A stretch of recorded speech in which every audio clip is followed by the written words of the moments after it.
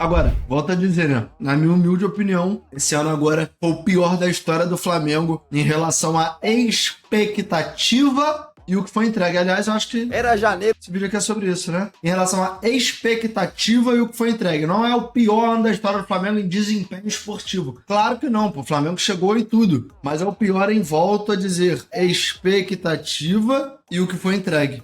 Moleque, que isso, cara? Tudo deu errado pros caras. De 2023, Felizmente. o Flamengo vinha com grandes esperanças de um ano super vitorioso. Tinha tudo para ser uma das maiores temporadas, iam disputar a Supercopa do Brasil e Recopa Sul-Americana e, mais importante ainda, o Mundial de Clubes. Além do Campeonato Carioca, Libertadores, Copa do Brasil e lá vai. Mas o que era para ser o melhor ano de sua história acabou virando um pesadelo com derrotas, eliminações, demissão de técnicos e muito mais. Então nesse vídeo vamos ver a trajetória do Flamengo nessa temporada que foi histórica, mas não do jeito que os flamenguistas esperavam. E como vocês estão ligados, eles foram campeões da Liberta e da Copa do Brasil com o técnico Dorival Júnior, que no final de Ele é muito 2022 pica. não teve o contrato renovado. Muita Mau gente caratismo do caralho, mandaram o cara embora. Tem que se fuder mesmo. Foi papo reto, mano. Isso aí foi Ele mó quer dizer- esculacho, mano. Eu sempre deixo claro aqui, né?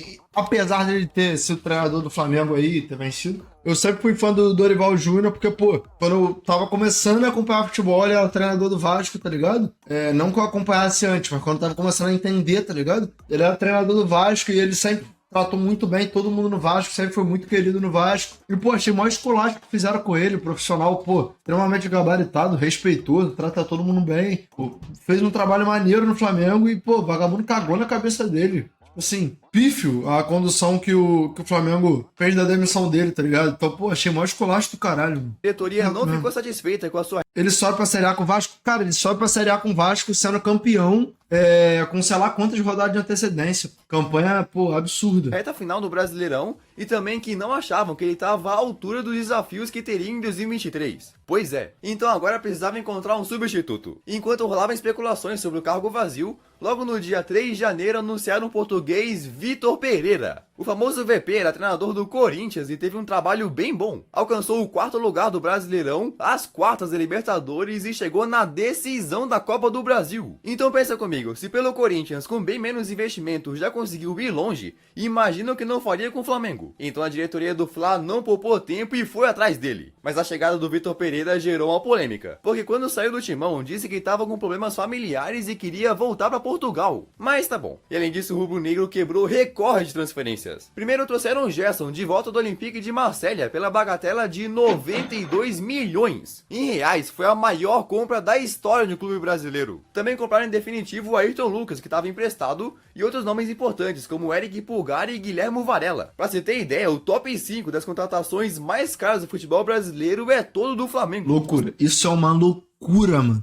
Isso é uma loucura. Tem 20 times na Série A. As 5 maiores contratações são todas do mesmo time, mulher. Os caras não brincam de gastar. Então esse time, com o elenco avaliado em 160 milhões de euros, ia contudo tentar quebrar o recorde de mais títulos no mesmo ano. Imagina, iam disputar por 7 taças. E a temporada já começou no dia 12 de janeiro, numa partida do Campeonato Carioca contra o Audax Rio, onde ganharam por 1-0 com gols de Matheus França. E logo no fim de janeiro já tinham sua primeira decisão, a Supercopa do Brasil contra o Palmeiras. Como campeão da Copa do Brasil, o Flamengo foi disputar a Supercopa com o campeão brasileiro e queriam muito começar o ano com o pé direito levando a primeira taça. Já tinham perdido a Supercopa de 2022, então perder de novo ia ser ruim. E cara, essa final que aconteceu no estádio Mané Garrincha foi tensa demais. Logo aos 26 minutos, Gabigol marca de pênalti e alguns minutos depois veio a reação, com Rafael Veiga mandando pro fundo da rede. O placar estava empatado e a virada alviverde veio nos acréscimos. Gabriel Menino golaço jogou pra do Gabriel caralho esse Menino. jogo. O Palmeiras agora estava na frente. Só que no começo do segundo tempo, o Gabigol atacou de novo e de cavadinha manda por cima do Everton. Segundo gol dele, tava voando. Esse jogo tava eletrizante e o Palmeiras foi pra cima até que teve uma mão dentro da área e o Veiga marcou de pênalti. 3-2. Acho que aí só valia gol de pênalti e gol bonito. Tanto que 2 minutos depois, Pedro marca de calcanhar. Que golaço! Até que o Palmeiras com Gabriel Menino faz o 4. Os palmeirenses ganhavam a Supercopa do Brasil por 4-3 e a ideia do Flamengo de começar o ano com o título já era. Ficava com seu primeiro vice da temporada. Mas o time do Vitor Pereira precisava levantar a cabeça, porque logo na sequência pegaria um avião pro Marrocos brigar pelo tão sonhado Mundial de Clubes. Olha aí. Esse de fato era o título mais sonhado. Ganhar ele significaria uma segunda estrela no escudo e os jogadores entrarem de fato no hall de ídolos do clube. Iam pra tentar vencer o que seria o seu maior título na história. Não, Imagina, eles já era uma são, né? Quem tava ali e ganhou a Libertadores já é ídolo. Mas podia se colocar numa prateleira mais bizarra. expectativa gigante. E antes da decisão ia encarar o mesmo adversário que enfrentaram na semifinal do Mundial de 2019, o campeão asiático Al Hilal, da Arábia Saudita. Eles ainda não tinham tantas contratações impressionantes como tem hoje, então todo mundo colocava o Flamengo como o favorito para passar. Aí no dia 7 de fevereiro, no estádio de Tanger, no Marrocos, o Flamengo já começou muito mal. Mateuzinho cometeu um pênalti e Al-Dawsari fez o primeiro gol. Depois o Pedro empatou e o Gerson cometeu outra penalidade. Então o Dawsari converteu e ainda o Vieto marcou o outro para o Hilal. Depois o Pedro diminuiu, mas o Flamengo tomou gols que não deveria e por 3-2 o Al Hilal mandava o campeão da Libertadores para casa. O Flamengo perdia o segundo título Pra e casa não, né? Teve disputa do terceiro lugar. essa vergonha. Depois não ganhar não o tem Mundial até outra tudo hora? bem. Agora chegar na final era quase que obrigação. E o Gerson, contratação mais cara da história do Flamengo, foi o pior homem em campo, tendo sido até expulso. Tá maluco? O Flamengo teve que se contentar em disputar pelo terceiro lugar contra o Al Ahly, do Egito, que também não foi fácil. Chegaram até a estar perdendo, mas para alívio dos torcedores, o Flamengo virou para 4-2. Voltaram para casa com a medalha de bronze, mas com gosto amargo da eliminação. 2 títulos disputados, 2 fracassos, mas tinha mais. Depois de jogar a Supercopa e o Mundial, Mas por ganhar tinha a mais, Libertadores, né, eles Pico? iam disputar outra competição, a Recopa com o campeão da Sula. Bom, pelo menos essa aí tem que ganhar, né? Por favor. E essa decisão era contra o Independiente del Valle, mais conhecido como Arrasa Corações de Times Grandes. Então foram pro jogo de ida no Equador e perderam por 1-0. Mas calma que ainda tinham chance. Tudo ia ser decidido no Maraca. Então uma semana depois voltaram com sangue no zóio e muita expectativa. Aí na frente do Maracanã lotado, o Del Valle não teve medo e segurou o jogo no 0-0 por 90 minutos. Até que na apagar das luzes, aos 95, o Gabigol cruza certinho pro Everton Pô, jogadaça do Gabigol, mano. Cebolinha, que passou a bola para Arrascaeta mandar pro gol. O torcedor soltou o grito entalado na garganta. Haja coração. Os dois times então foram para prorrogação empatados no agregado e mesmo com o Flamengo metendo muita pressão, Simplesmente 3 meses, tamo junto, Renato, tamo junto. não fizeram nenhum gol. A decisão da Recopa ia ser definida nos pênaltis. Aí nas penalidades quem se deu melhor foi o time de fora. O próprio Arrascaeta, que fez empate, perdeu a cobrança e o Del Valle venceu por 5-4. O que era para ser um começo de temporada dos sonhos começou de uma maneira decepcionante. Em 3 taças disputadas, o Flamengo perdeu as 3. Não ganhar o Mundial, beleza, faz parte. Agora não levar nem a Supercopa do Brasil e nem a Recopa é tenso. Pelo menos um era obrigação. Ah, isso tudo em fevereiro. De fato começaram com vexame. A torcida não estava nem um pouco contente com o Vitor Pereira, mas a diretoria decidiu manter ele ali. Ainda tinha muita coisa para rolar e essas eliminações podiam servir para amadurecer o time. Ainda iam disputar o Carioca, Libertadores, Copa do Brasil e etc. Então em março, depois de tudo isso, o Campeonato Carioca voltava a acontecer. E o Carioca tem um negócio diferente dos outros estaduais. Primeiro tem uma tabela inicial, onde quem terminar Carioca é uma merda. Tem essa diferença. Carioca é uma merda. Era o campeonato mais foda da história do planeta Terra, mais charmoso da porra toda. Geral amava ganhar. É uma merda. O Dilema é uma merda. O Carioca é uma merda. Cara, eu não tenho nenhum problema em falar isso e o pessoal que mora aqui torce para times daqui e quem torce para time daqui e não mora aqui também, foda-se, vai admitir que é verdade. O Campeonato Carioca tá rolando, você só fica torcendo pro teu time ganhar e ver até onde ele vai. Porque a pessoa desiste de entender o regulamento do Carioca. Que é uma merda, um campeonato de merda. Posições avança pro mata-mata. E terminar em primeiro nessa fase inicial te dá um título quase que simbólico, chamado Taça Guanabara. Aí nisso, o Flamengo até teve bastante vitórias, mas jogos ruins, com uma derrota de 1-0 pro Vasco, derrota pro Fluminense, e o pior, ainda em janeiro empataram em 0-0 com Madureira. Empatou com Madureira, velho, com o time completo. Então na tabela terminaram em terceiro, ou seja, não ganharam Guanabara. Tipo, nem a Taça Guanabara, esse título provisório, conseguiram ganhar. Olha a zica que tava. Mas pelo menos estavam no mata-mata e nas semis ganhou do Vasco por 6-3 no agregado. O Flamengo chegou na decisão no estadual e contra o seu rival Fluminense ia disputar mais uma final. E só tenta imaginar como que o time tava. Já tinham perdido 3 competições. Cara, pior que o jeito que perde é pior do que só perder, tá ligado? Vice em 2. Ganhar isso aí era quase que dever moral. Aí quando começou a decisão foi um alívio pro torcedor. Ganharam por 2-0 na ida e parecia que a taça tava garantida. Até que no dia 9 de abril o Fluminense acabou com o jogo. No primeiro tempo Marcelo meteu um golaço de fora da área e depois o Cano de primeira mandou no cantinho. E na segunda etapa continuaram. No rebote na cobrança de pênalti Cano fez outro e Alexander mais um.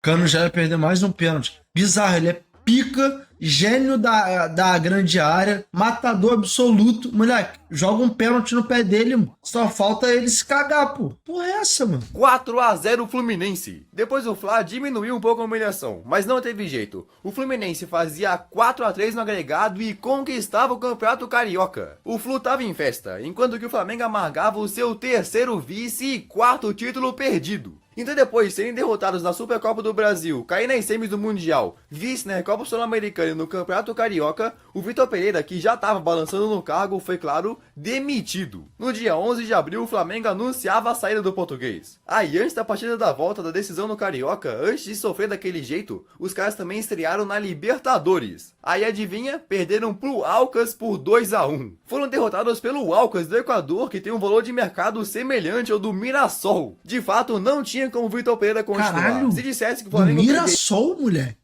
Pior que a equipe de São Paulo de segundo, terceiro escalão tem investimento maneirinho, né? Teria 4 títulos em 4 meses, ninguém acreditaria. Aí, para surpresa de muitos, menos de uma semana depois da demissão, o Flamengo contratava o argentino Jorge Sampaoli para assumir o comando. O Sampaoli já tinha um retrospecto experiente aqui no Brasil, treinando o Santos e o Atlético Mineiro. Aí, antes de ir pro Flamengo, tinha treinado o Marselha da França e, por último, Sevilha, por 30 jogos. Mas seu desempenho não foi muito agradável e acabou sendo demitido em março. Então, ele saiu da Espanha e quase um mês depois, sem trabalho, acertou sua ida ao Flamengo. E a primeira partida do Sampaoli no comando foi contra o Nublense em casa pela Libertadores. E deu certo, ganharam por 2-0. E antes disso, ainda com o técnico interino, os caras ganharam a primeira partida do Brasileirão contra o Coritiba com um convincente 3-0. Gol de Ayrton, Gabi e Pedro. As coisas pareciam estar voltando aos trilhos, só que não. Depois pegaram uma sequência de derrotas no Brasileirão, contra o Internacional, contra o Botafogo e o Atlético Paranaense, o que fez caírem para 10º. Moleque, sabe o que me pega? Que esses jogos do Botafogo, o Botafogo vencia de maneira muito imponente, mano. Tipo, esse jogo contra o Flamengo, o Botafogo fica com a menos, se eu não me engano. E ele vence o jogo, tá ligado? Ele vence bem, tá ligado, mano? Sétimo entrar na zona de rebaixamento. Mano, essa temporada tá cada vez pior, velho. Pelo menos depois dessa sequência preocupante, conseguiram se recuperar subindo lá pra cima. E se o Brasileirão não começou do jeito que queriam, na Copa do Brasil estrearam de um jeito muito pior. Antes do São Paulo ser sequer anunciado, no dia 3 de abril foram estrear na Copa do Brasil com o interino contra o poderoso Maringá do Paraná. Início de Copa do Brasil sempre tem esses jogos meio aleatórios. A primeira partida ia ser no estádio do Maringá e a volta no Maraca. E o Flamengo foi com o time completo. Gabigol, Pedro, Everton Ribeiro, Gerson, Davi Luiz e lá vai. Mas por incrível que pareça, o Maringá deu a vida e o Flamengo conseguiu perder por 2-0. Um gol contra o Davi Luiz no primeiro tempo e um do atacante Serginho no segundo. Cara, dá pra acreditar, um dos elencos mais caros do continente perdeu pra um time da Série D, um vexame total. No jogo de volta, precisavam fazer pelo menos 3-0 se quisesse passar pras oitavas. Tipo, não era uma tarefa tão difícil, mas qualquer coisa podia acontecer. E deu certo, agora com São Paulo no comando, no jogo de volta no Maracanã, acabaram com os paranaenses. Só o Pedro marcou 4 gols e a partida terminou no incrível 8-2. 8-4 no agregado, impressionante. Aí no Brasileiro, voltaram a ganhar e se estabilizar na tabela, ficando até em segundo em algumas rodadas, só atrás do Botafogo, que estava embalado. As coisas pareciam estar se encaixando de novo, avançou na Copa do Brasil, dando uma revanche no Fluminense e venceram os 2 últimos jogos da fase de grupos da Liberta, contra o Racing e Alcas. Então no seu grupo da Libertadores, o Flamengo passou com 11 pontos, mesmo assim ficaram em segundo lugar atrás do Racing. Mano, nem no seu grupo conseguiram terminar em primeiro, olha isso. Mas o importante é que agora estavam nas oitavas da Liberta e tu tá ligado quem encararam, né? Sim, o Olímpia do Paraguai. E de novo todo mundo colocando favoritismo no Fla. E esse favoritismo não era pra menos. Em 2021, há 2 temporadas, eles já tinham se encontrado na Liberta e o Rubro Negro passou o carro com 9-2 agregado. Então os dois foram a campo e no Maraca venceram por 1-0 com gol de Bruno Henrique. Tava tudo indo certo, era só jogar pelo empate fora que avançava. E na decisão no Paraguai, logo aos 7 minutos de jogo, numa cobrança de falta, a bola desvia de novo no Bruno pé Henrique, do Bruno mano. Henrique. Ele é muito decisivo, mano. Agora sim, o Flamengo já comemorava a classificação para as quartas. Estavam com um pé e meio na próxima fase. Mas essa alegria durou pouco. O que devia ser uma noite mágica se tornou um filme de drama. Porque logo 4 minutos depois, o jogador do Olímpia pega um contra-ataque e cruza para Torres marcar.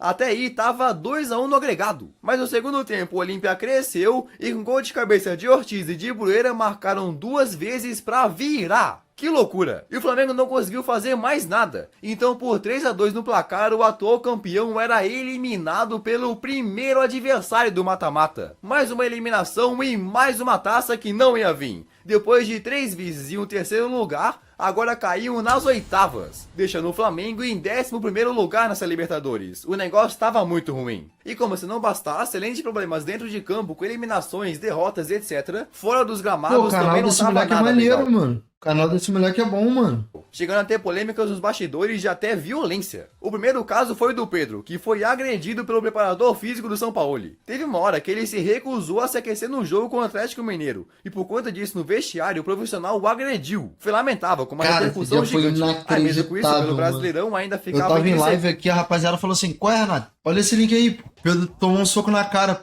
Eu, hã? Não, o preparador do Flamengo deu um soco na cara do Pedro, no vestiário. Eu, hã? Mano, live do Flá Zoeiro, pô. Ao vivo aí, lá na Independência. Porrada comeu, vamos pra delegacia, pô. Aí começamos a cobrir aqui. Segundo e terceiro na tabela e passaram no Atlético Paranaense na Copa do Brasil. Mas por incrível que pareça, teve outro caso polêmico. Dessa vez com o meia Gerson, lateral Guilherme Varela, que sentiu um exagero numa falta cometida no treino e deu briga. E o caso mais recente de polêmica foi quando 3 torcedores acabaram se encontrando com o Marcos Braz, vice-presidente do clube, num shopping e pediram a saída do São Paulo. Aí, segundo relatos, o dirigente estava com sua filha e foi xingado várias vezes, causando confusão que terminou com uma mordida do Marcos Braz no torcedor. Nesse ponto, o Brasil todo percebia que tinha coisa errada no clube. Era o terceiro caso de polêmica em só 2 meses. Mas no meio de tanta turbulência, deram conta de passar do Grêmio e o Flamengo conseguiu se classificar para mais uma decisão. A da Copa do Brasil contra o São Paulo. A pressão em cima do clube era gigante, tanto que no Brasileirão, 4 dias antes da decisão, tomaram 3-0 do Atlético Paranaense em casa. Isso deu um baita choque, cada vez mais a ansiedade atacava o elenco. E então chegou o dia da decisão. O Flamengo chegava para sua 4ª final no ano e até então colecionava 3 vices. Aí pra primeira partida vinham sem o Arrascaeta, que estava lesionado, mas colocavam todas as suas esperanças nesse título. Era praticamente a única chance de terminar a temporada com o troféu. O Brasileirão era um negócio longe de ganhar, muitos pontos atrás, então se não levasse a Copa do Brasil, podiam perder uma sequência de 4 anos seguidos ganhando alguma taça. E ainda por cima, mais um vice seria realmente para fechar o caixão. E do outro lado, o São Paulo buscava um título inédito, sendo treinado justamente pelo último cara que conquistou alguma coisa com o Flamengo. Ai, doideira. Era uma Isso é final uma de doideira. gigantes, podia dar qualquer um. Aí na ida no Maracanã, o São Paulo jogou melhor e com gol de cabeça do Caleri, o Flamengo perdeu por 1-0. O rubro-negro tentou de tudo para empatar, mas não adiantou e era derrotado em pleno Maracanã lotado. Perder em casa não podia acontecer, o São Paulo cresceu demais. O São Paulo ficou tão frustrado que saiu mais cedo no primeiro tempo e no final da partida também, tendo até chutado a grade no corredor do estádio. Chegou uma hora que a torcida começou a vaiar o Flamengo, o clima ficou bem pesado. Então no dia 24 de setembro foram pro Morumbi e surgiu uma luz no fim do túnel. O Flamengo começou atacando muito e aos 44 do primeiro tempo o Bruno Henrique empatou o agregado. Parecia que a qualquer momento o Fla ia virar, mas só pareceu mesmo. Já que o Rodrigo Nestor marcou um golaço estilo Roberto Carlos, desempatando para 2-1. Aí no segundo tempo o Fla até tentou e fez o goleiro Rafael trabalhar, mas não foi o suficiente. Vou te falar, mano, a camisa do São Paulo pra mim é uma das mais bizarras que tem. Tipo assim, de peso, tá ligado? Um jogo no Morumbi lotado, camisa do São Paulo, primeira camisa tradicional, pô, acho doideira, mano. O time da capital de São Paulo conquistava pela primeira vez a Copa do Brasil e o Flamengo conseguiu um feito histórico, perder 6 títulos no mesmo ano. vice na Supercopa do Brasil, terceiro lugar no Mundial, vice na Recopa Sul-Americana, vice no Carioca, oitavas da Libertadores e vice na Copa do Brasil. Não teve literalmente nada que o Flamengo terminou em primeiro, nem o seu grupo na Liberta ou a Taça Guanabara. Então, claro, o São Paulo também foi demitido. Mas agora, no meio de tanto caos, 6 títulos perdidos e 2 técnicos demitidos, chega no clube para a reta final de Brasileirão um técnico chamado Adenor Leonardo Bach, mais conhecido como Tite. Vamos ver o que ele vai fazer com o Flamengo. Mas e na tua opinião, essa foi a pior temporada da história do Flamengo? Comenta aí embaixo. Se inscreva no canal caso não seja inscrito e dá uma olhada nos meus... Pô, vou te falar, o canal do moleque é maneiro, mano. Gigante, e cada nação Canal é pica, mano. Pô, faz uns bons vídeos. Canal maneiro. Escrever aí, ó. Tome essa inscrição aí, ó.